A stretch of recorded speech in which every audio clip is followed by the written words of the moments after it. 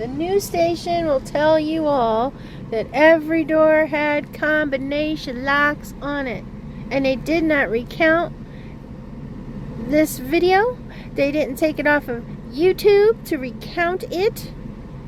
And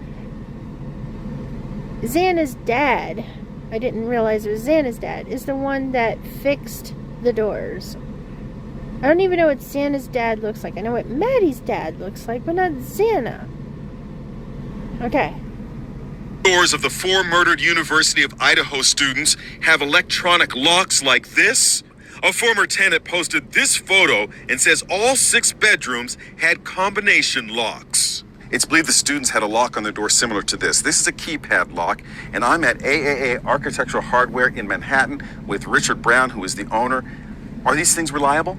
They're very reliable when they're installed properly and when they're used properly. You press the code that was pre-programmed in, push down on the lever handle, open the door, and then close the door behind you. And it should be locked.